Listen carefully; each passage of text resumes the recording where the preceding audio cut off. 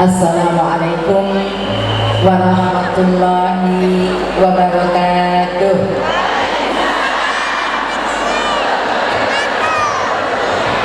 Alhamdulillahirabbil alamin wa bihi nasta'inu ala umurid dunya waddin. Wassalatu wassalamu ala asrafil anbiya'i wa mursalin habibika sayyidina Muhammadin wa ala alihi wa ashabihi ajma'in amama. Hadratul mutaramin, para alim ulama ingkang kawula taati dan kawula hormati, dumateng para yai, para nyai, para ustaz ustadzah ingkang kawula hormati dan saya muliakan, dan kepada ketua Sembang NU Kabupaten Mojokerto, Ibu Hajah Aslihatul Mahmudah. Ini teman lama, stop lama tapi baru ketemu lagi. Dan kepada Bapak Yai Ketua MUI, BMI, Dewan Masjid Mojokerto, alhamdulillah Yai. Dan kepada seluruh panitia dalam rangka acara Tahlil Akbar Muslimat NU Kabupaten Mojokerto yang saya hormati, dan saudara-saudaraku tercinta semuanya, rahimakumullah yang sangat-sangat saya hormati. Alhamdulillah, puji syukur kehadirat Allah Subhanahu wa taala yang telah melimpahkan rahmat, ridho, kasih sayangnya dumateng kula panjenengan sehingga kita bisa ketemu insyaallah semuanya dalam keadaan sehat walafiat. Jasmani sehat, rohani sehat, kantongnya juga sehat. Kalau kantongnya didoain, kenapa aminnya kenceng ya? Salawat serta salam semoga tetap tercurahkan kepada kita baginda Nabi besar Muhammad Sallallahu Alaihi Wasallam. Ya, alhamdulillah deh, kita pada hari ini ketemu, kita niatkan tolabul ilmi sareng-sareng. Niat belajar, pulau belajar dumateng panjenengan, dan nanti kalau ada yang saya sampaikan menurut panjenengan bagus, monggo dipakai. Kalau tidak bagus ya jangan dipakai. Setuju nggih? Ya, pokoknya belajar mawon. Karena belajar itu hukumnya wajib bagi muslimin dan muslimat. Saking pentingnya belajar, walaupun jauh ya dilakoni. Sampai-sampai dikatakan apa? Utlubul ilma walau bisin. Tuntut ilmu walau jauh sampai ke negeri. Gak usah jauh-jauh ke Cina, Cinanya sudah kebangsal siang ini. Kalau kita menengok sejarah lagi, perkembangan agama Islam itu tidak lepas dari berbagai ulama di penjuru dunia. Ada ulama dari Arab, ada ulama dari Persia, ada ulama dari Gujarat, ada juga ulama dari Cina. Kalau Persia, Gujarat, Arab panjenengan sudah hafal. Tapi kalau ulama Cina yang mensiarkan Islam di Indonesia, bareng-bareng siapa saja mereka ya? Ada nama besar bernama Pai Lin Bang. Siapa bu?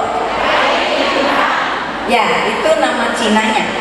Tapi beliau setelah wafat, namanya diabadikan menjadi nama sebuah kota, yaitu Palembang. Oh, iya baru tahu tanya ya. Ada nama besar Ma Chenghi. Ma itu Muhammad, Chenghi itu Chengho. Jadi ada nama besar Muhammad Chengho, mulai dari Sampokong di Semarang, mensiarkan agama Islam di pesisir pantai hampir seluruh tanah Jawa. Chengho kita balik ke Tiongkok. Ada generasi berikutnya beliau bernama Bun Swego. Tidak, maksud saya siapa ini? Beliau seorang ulama yang diperbantukan di Mojokerto, Mojopahit pada saat itu Prabu di Mojopahit, oleh Raja di Mojopahit untuk membantu menyelesaikan masalah di Mojopahit. Karena berhasil besar, maka kehadirannya dianggap sebagai rahmat di bumi Mojopahit. Maka bergelar menjadi Raden Rahmat, dikasih hadiah namanya Ampel Denta, bergelar menjadi Sunan Ampel.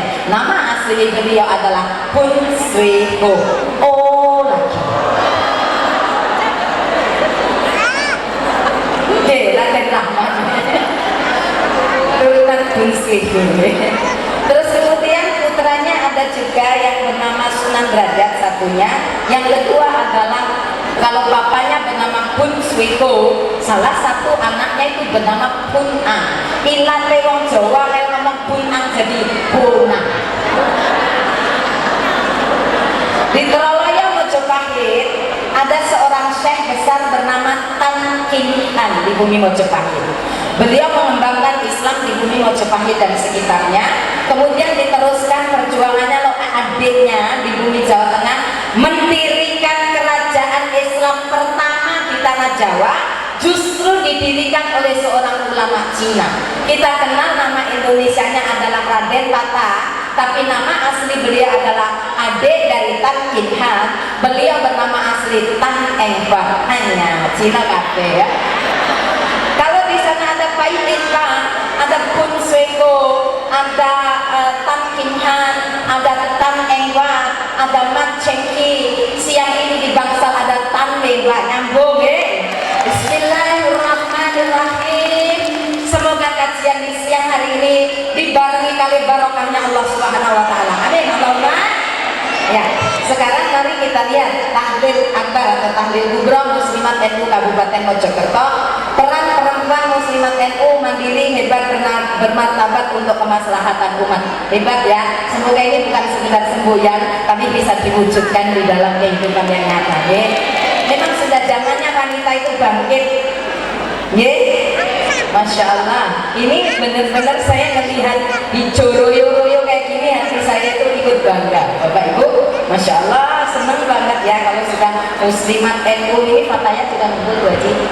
Muslimat ya, Muslimat NU ngumpul ini semuanya dihijaukan oleh kaum muslimat di Bangsal Mojokerto. Tepuk tangan untuk Bapak Ibu semuanya. Masya Allah ya. Kita gabung-gabung ya. Sekarang ini pada bulan suci Muharram. Yang ke ayo nanti disimak ceramahnya Tak Mewah, disimak, kalau bisa jawab tak kasih hadiah.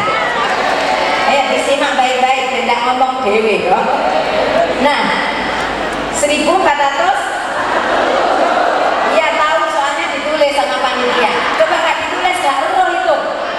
Tahunnya orang Islam tapi jarang yang tahu. Tapi untung panitia sudah menulis jadi tahun 1447 gitu ya. Masya Allah. Artinya apa Pak Bu? Saya mengucapkan selamat tahun baru 1447 Hijriah. Semoga ya, kehidupan kita jauh lebih bagus dari sebelumnya. Amin Allahumma. Ini mau pakai bahasa apa? Pakai bahasa Cina? Benar. Tes dulu. Nak minta bahasa Cina, tak tes dulu ya. Ni hao ma. Ada yang jawab hao, ada yang jawab hao gitu ya. Itu tadi ni hao ma itu apa kabar ya. Jawabannya hao. Hao itu baik. Saya ulang. Ni hao ma.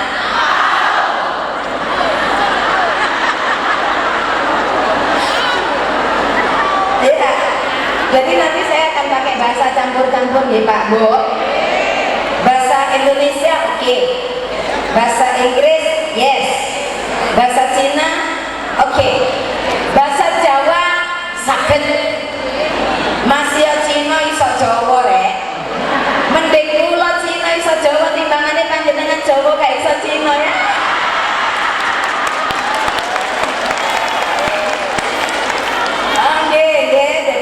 Campur-campur ya, bahasa Jawa, bahasa Indonesia, bahasa Inggris, bahasa Cina. Pokoknya sing iso tak kayak hadiah. Simak baik-baik pesan berikut ini. Tahun baru Hijriah. Ini maknanya apa?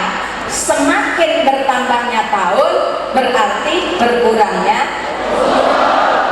semakin dekat ke alam alias mati, betul? Oke. Maka apa? Sebelum mencapai ke sana, mari kita lihat, mari kita jadikan ajang yang pertama tahun baru ini sebagai ajang bersyukur kepada Allah. Kenapa harus bersyukur? Jelas, karena nikmat Allah itu begitu banyaknya. Kalau engkau mau menghitung-hitung nikmat Allah itu la tuhsuha, niscaya engkau tidak akan mampu untuk menghitungnya karena saking banyaknya nikmat itu, betul?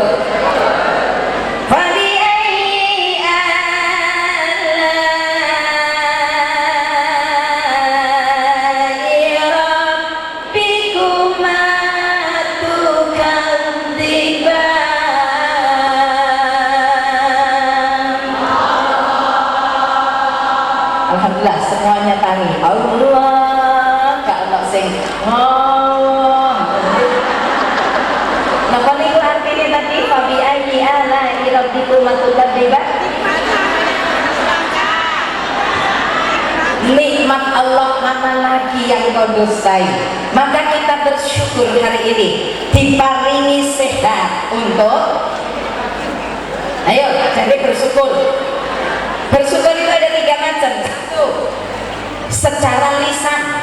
Ketika kita terima nikmat, lisan kita langsung ucap alhamdulillah, betul? Terus kalau nanti ada doa, ada saya mendoakan panjenengan aminin ya. Kalau kalimat itu baik diamini mawon ya. Karena kalimat itu adalah sebuah doa. Misalnya contoh bersyukur ya. Diparingi blonjo bojone, diparingi nafkah 1 bulan 10 juta. Ono sing amin, ono sing lho kula malah pun nggih, nek ana donga apik panjenengan amin. Diparingi blonjo bojone 10 juta. Ya kasih malaikat enggak pergi baru amin lagi. Satu, bersyukur secara lisan. Yang kedua, bersyukur di dalam hati kita. Kula panjenengan matur, ya Allah, yang terima ini semuanya saking panjenengan. Leres napa nggih? Semua nikmat yang kita terima itu adalah dari Allah Subhanahu wa taala. Bersyukur secara hati, di dalam hati. Yang ketiga, bersyukur secara perbuatan nyata. Diparingi sehat damel ibadah, betul. Diparingi sugih damel ya ibadah wong sugih itu apa? Zakat, infak, sedekah. Zakat wong Islam harus tahu 2,5% zakat mal dibayar. Sing sugih-sugih iki lho. Besar mana zakat malmu dengan zakat malmu? Lek zakat mal wis gak usah dikongkon bayar ya deh. Tapi lek zakat mal itu maju mundur. Padahal Allah cuma minta berapa? Bukan untuk Allah itu. Karena saking wujud terima kasih kula panjenengan. Kalau nggak terima kasih justru sangat kurang ajar. 1 juta zakat malnya itu setiap 1 juta cuma berapa? 25.000. Terus saya sugih ngomong, iya lek duit iming 1 juta, lah lek 1 miliar, berarti lah ngetoknya zakat tok itu 25 juta, ha? 25 juta buat zakat. Iku lek ditukokne bakso ilat iso joget gitu. Jangan pernah hitung-hitungan sama Allah. Karena Allah kasih kita kekuatan, kasih kita untuk bisa melangkah mencari nafkah, dikasih kita pikiran sehat untuk bisa berpikir, sehingga bisa menggunakan otak kita dengan sempurna, digunakan ini kebebasan untuk bisa bergerak, sehingga panjenengan bisa dapatkan nafkah itu. Jangan pernah mengingkari nikmat Allah. Ayatnya semuanya saya rasa sudah hafal. La in sakartum la azidanakum wa la in kafartum inna azabi la syadid. Kenapa kadang-kadang kita ini harus benar-benar menelaahnya? Loh, kalau kita makin bersyukur, jika ibu bojone mau gunakan dulu. Caranya bersyukur. Ayo. Kesuwen nyai langsung lebu kantong.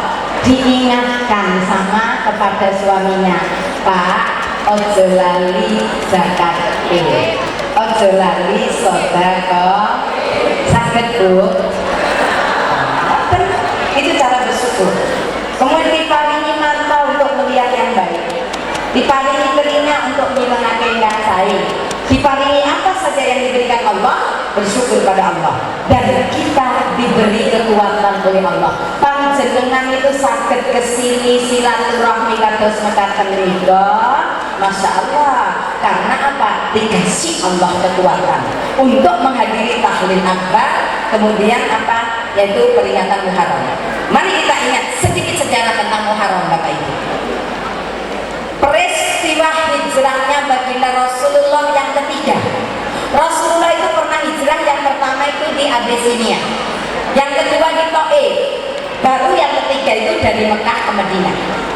Perjalanan beliau tidak mulus di dalam mensyiarkan Islam ini. Perjalanan beliau ke Taif itu betul-betul sangat menderita. Umat di Taif tidak menerima baginda Rasulullah. Kemudian Rasulullah itu benar-benar diperlakukan secara tidak manusiawi, dilempari kotoran, dilempari batu, diludahi Kanjeng Nabi, difitnah habis-habisan, diolok-olok, diejek secara tidak manusiawi. Sampai-sampai Allah menurunkan malaikat untuk membantu baginda Rasulullah. Maka malaikat menawarkan, wahai Muhammad, kalau engkau menyuruh aku untuk melemparkan batu-batu dari gunung itu, saya akan lemparkan gunung itu kepada umatmu yang kurang ajar. Kalau jenengan misalnya ono masalah ngoten terus dibantu ngoten, panjenengan pripun, Bu? Oh iya, malaikat silakan hancurkan saja itu panjenengan. Tapi apa kata Rasulullah? Jangan malaikat. Hari ini memang mereka umat di Taif belum beriman, tapi suatu saat siapa tahu anaknya, siapa tahu cucunya akan beriman. Jangan dihancurkan, diludahi, tidak balik meludahi. Coba sampai tak itu balas sama boten. Loh, kita boleh enggak kalau kita didolimi itu boleh enggak mendolimi balik? Boleh. Tanya Kak Yai, boleh apa boten? Iya betul, boleh, harus setimpal. Saya ngomong siapa? Bukan santriwa tapi Quran. Wa jazaa'u sayyi'atin sayyi'atun misluha. Barang siapa berbuat boleh, lunasnya itu dibalas dengan kedoliman yang sama. Panjenengan dikaplok pisan, boleh balas dikaplok juga pisan. Jangan pingpindu, dolim juga. Gitu mungkin. Itu boleh. Tapi kalau kita melakukan itu, apa bedanya kita dengan mereka? Sama lah, sama-sama nggak enak gitu kan. Memang bisa membalas, tapi kita nggak dapat pahala, betul? Tapi apa yang dilakukan baginda Rasulullah? Didolimi, tidak balas mendolimi, dia pasrahkan kepada Allah. Kita juga harus berproses seperti itu, Bu. Kalau kita didolimi, pasrahkan aja kepada Allah. Tapi harus punya keyakinan bahwa apa? Kedoliman demi Allah tidak akan pernah pergi kemana-mana kecuali kembali kepada pelaku kedoliman itu sendiri, betul? Hati-hati, didolimi diamin aja. Semakin panjenengan diam, semakin bahaya buat yang dolim. Karena apa? Panjenengan ridho, tapi Allah tidak ridho makhluk yang didolimi. Paham tuh? Oke. Jadi apa yang harus dilakukan kita kalau didolimi? Sebaiknya bagaimana? Faman afa wa aslaha fa ajruhu 'ala Allah. Barang siapa didolimi malah memaafkan, bahkan berbuat baik kepada orang yang dolim itu, ini susah apa syusya? Tapi lakukan, dicoba aja dulu, betul? Apa kata Allah? Fa'ajruhu 'ala Allah, biar Allah sendiri yang akan membalasnya. Pasrahkan saja kepada Allah. Itu. Setiap kali saya bicara hijrah, saya teringat hijrah saya ke Islamiyah Saya ketika hati ini lagi suntuk-suntuknya, saya dikucilkan dari keluarga, saya sudah tidak dianggap lagi oleh orang tua saya, bahkan mereka menulis surat di pengadilan, diputuskan lewat pengadilan bahwa mulai detik ini tanggal 8 Maret 1987 saya tidak lagi bertanggung jawab kepada anak saya yang bernama Tamewa. Apapun yang dilakukan Tamewa itu lepas dari tanggung jawab kami.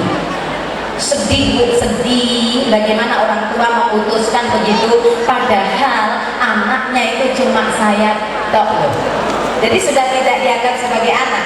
Saya waktu itu masih kelas 2 SMA, berarti masih butuh biaya, butuh makan, butuh biaya sekolah, butuh untuk hidup, butuh untuk wirawiri. Tetapi saya pada saat itu harus pergi meninggalkan rumah karena mereka tidak lagi mau membiayai seorang tamewa.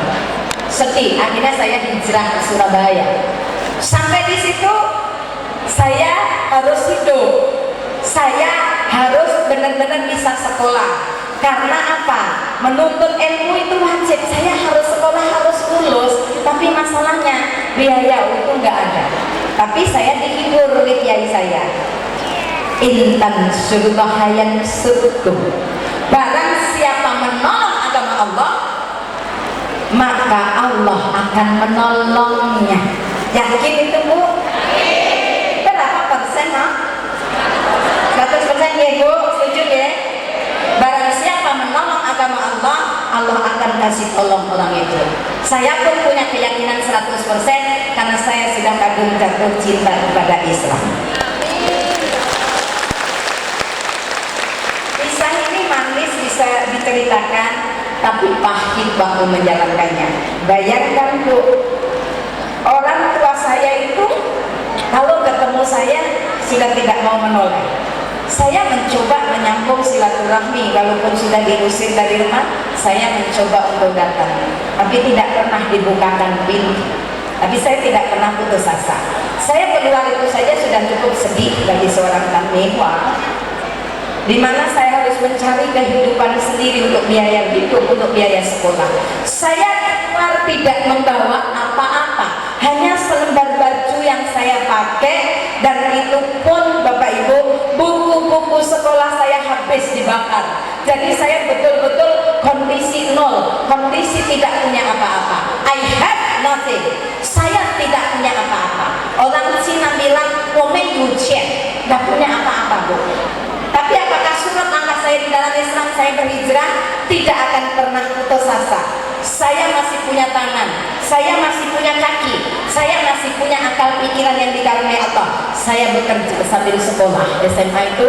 Jadi pagi sekolah sampai jam 1, jam 3 saya sudah berada di pabrik untuk bekerja supaya saya bisa hidup terus. Saya memang gak punya apa-apa, tapi saya bangga walaupun pada saat itu saya gak punya apa-apa, saya masih bisa mempertahankan iman. Walaupun tidak punya apa-apa, masih lebih baik miskin tapi bertahan dengan iman daripada hidup bermegah-mewah tapi menjual akidah sebagai hamba Allah. Camkan baik-baik. Ini hijrah tamewa di dalam Islam. Saya nggak punya apa-apa, tapi saya akan mempertahankan akidah itu dengan bagus. Karena apa? Akidah memang harus dipertahankan. Orang tidak kuat akidah, bahaya besar. Kena sembako 1 kilo bisa pindah Tuhan. Betul atau benar? Camkan baik-baik umat Islam. Saya pada saat itu juga kelaparan. Kadang-kadang saya 2 hari itu nggak makan, hanya ketemu air minum saya pakai minum.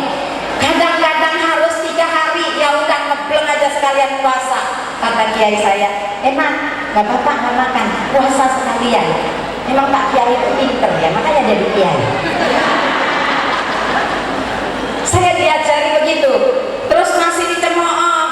Sabar tamewa, hijrah itu memang tidak mulus. Innal ladzina amanu walladzina hajjaru wajahadu fisabilillah. Orang yang beriman dan orang yang berhijrah, orang yang berjihad di jalan Allah, ulaika yarjuna rahmatullah. Mereka itulah orang-orang yang menginginkan rahmat Allah. Semoga kita termasuk di dalamnya. Allahu Akbar. Saya pun bertahan di situ, Bu. Akhirnya apa? Saya lulus sekolah dan saya pun mulai kuliah dengan biaya sendiri. Saya kuliah juga sambil bekerja. Alhamdulillah lumayan sudah bisa bekerja, dan terus saya begitu lulus saya mendapatkan pekerjaan yang cukup enak. Apa yang saya inginkan pada saat itu? Pergi ke Baitullah. Saya orang Islam, kepingin sowan Allah, kepingin sowan Kanjeng Nabi. Saya di sana pada tahun 2001 saya benar-benar dikirim Allah. Ada 3 doa yang saya panjatkan. 1, Allah berikanlah hamba ini panjang umur, sehat dan rezeki barokah. Yang kedua, ya Allah, jadikanlah umur tamliqa ini menjadi umur yang manfaat.